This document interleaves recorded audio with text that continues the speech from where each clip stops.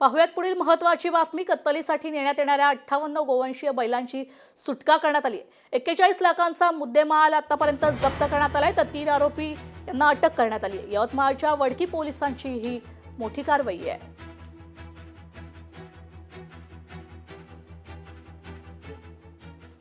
तर साईबाबा कॉलनीत अज्ञात व्यक्तीकडून रेकी करण्यात आलेली आहे। सीसीटीव्ही फुटेजमुळे नागरिकांमध्ये आता भीतीचं वातावरण निर्माण झालंय।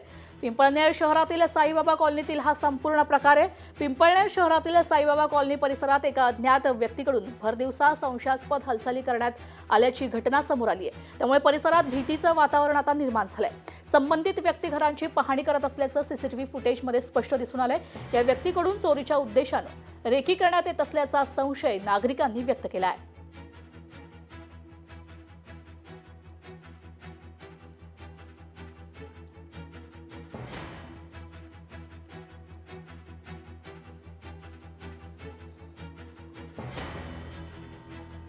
ते जे चोर आहेत तर ते चोर अगोदर रेकी करतात। रेकी केल्यानंतर ज्या ठिकाणी घरांना कुलूप असेल तर त्या ठिकाणी त्याच घरांमध्ये ते घरफोडी करतात, चोऱ्या करतात।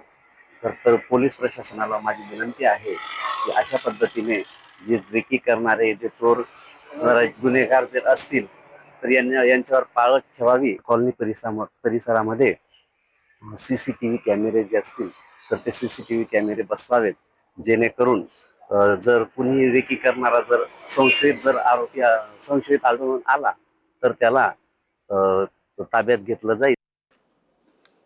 तर द महाराष्ट्र फाइल्स चित्रपटाचा भव्य म्युझिक लॉन्च सोहळा संपन्न झालाय। चित्रपटाचा संगीत अनावरण सोहळा नुकताच संपन्न झालाय। कलाकार आणि गायकांनी या कार्यक्रमाची शोभा वाढवली आहे। वास्तवता दाखवणाऱ्या गाण्यांची चर्चा सगळीकडेच होते। चित्रपटाच्या गाण्याच्या हुकअप स्टेपवर कलाकार आणि गायक यांनी उपस्थितांनी ठेका धरला।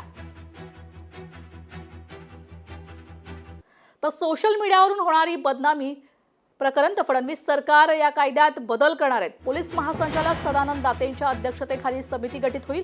मुख्यमंत्री देवेंद्र फडणवीसांकडून हे शासन निर्णय आता जारी करण्यात आलाय।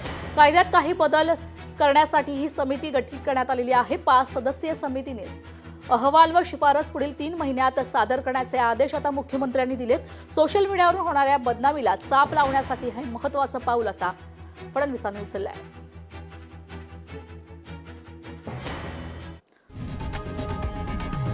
लोकशाही मराठी ऐका, पहा, जागरूक रहा।